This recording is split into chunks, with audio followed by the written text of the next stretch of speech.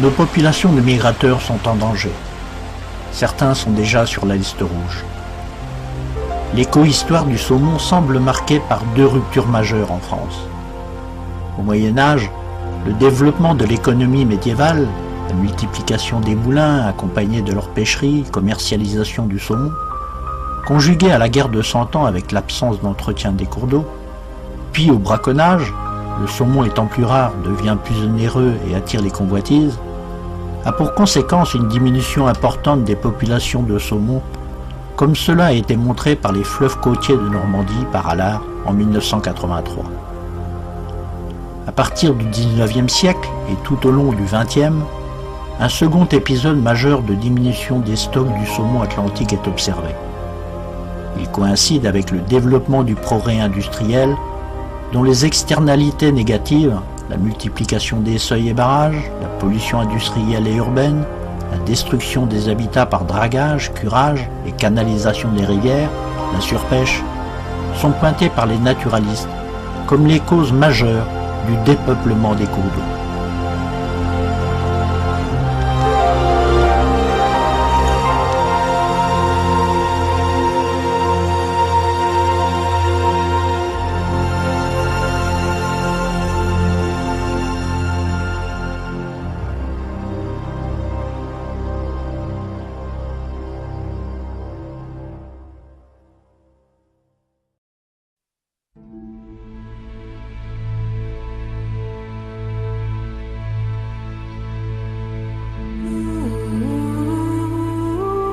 Début d'automne, c'est une période que je préfère pour filmer.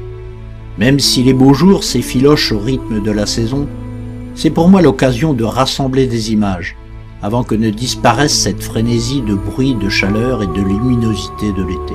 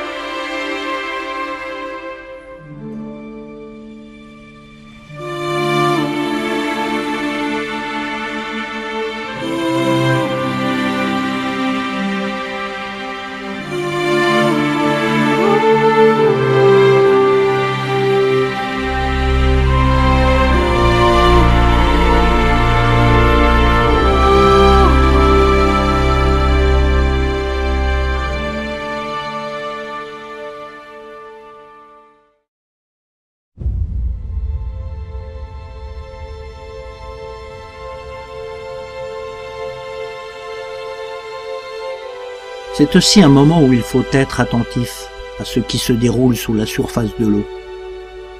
Dans les ténèbres des ombres, surgissent des éclairs miroitant aux faibles rayons du soleil d'automne.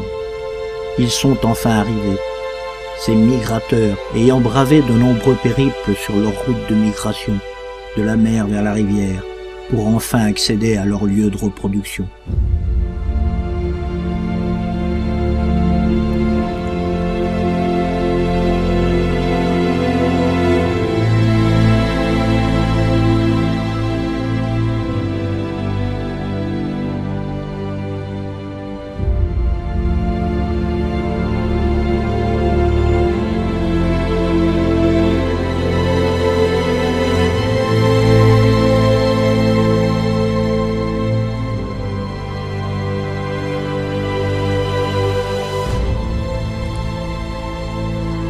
Truites de mer, lamproies, aloses et autres migrateurs ont emprunté ces routes de migration depuis des milliers d'années pour accomplir ce voyage qui pour certains sera le dernier.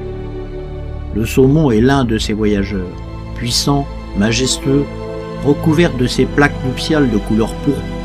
Il est le plus grand, le plus fort, mais aussi le plus vulnérable, car ses voyages sont comptés. Il disparaît comme beaucoup d'autres espèces de poissons. La qualité de l'eau est l'un de ses moyens de survivre. Mais malgré cela, s'il le peut, il affrontera ce que nous avons laissé comme pollution derrière nous depuis de nombreuses années. Qui sauve le saumon, sauve l'homme.